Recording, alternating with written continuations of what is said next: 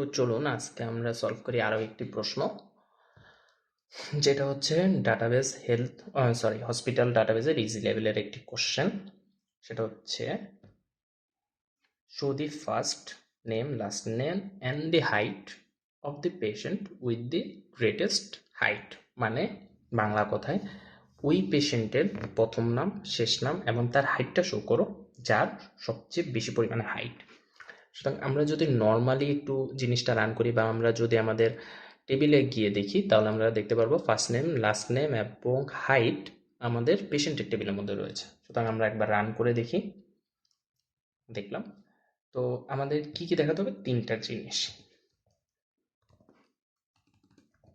First name, last name, height. Okay, তো run করলাম। Incorrect solution, আমরা জাস্ট জিনিসটা রান করার জন্য দেখছি। তো চলে আসলো। এখন আমাদের কি বলেছে? যার সবচেয়ে বেশি।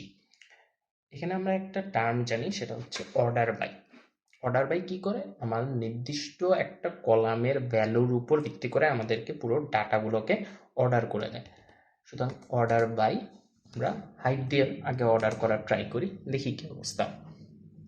তো সর্বপ্রথম আপনি যখন দিবেন তখন দেখবেন যে এটা ওয়ান কাইন্ড অফ অ্যাসেন্ডিং অর্ডারে। অ্যাসেন্ডিং অর্ডার মানে কি? ছোট থেকে বড়। ওকে, সুতরাং এটাকে যদি আপনি রিভার্স করতে চান তাহলে সেক্ষেত্রে আপনি ডিইএসসি, যেটা কি করবে? অর্ডার বাইটাকে রিভার্স করে দিবে, ডিসেন্ডিং অর্ডার। মানে এখন আপনি বড় থেকে ছোট দেখবেন।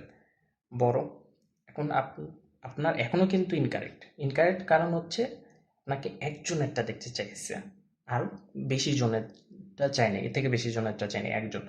সুতরাং আমরা যখন কোনো একজন বা 10 জন বা নির্দিষ্ট কতজনকে আমরা যদি দেখাইতে চাই, নির্দিষ্ট কয়েকজন, তাহলে সেক্ষেত্রে আমরা কি ইউজ করতে পারি? লিমিট 1, যেহেতু আমরা একজনকে দেখাবো।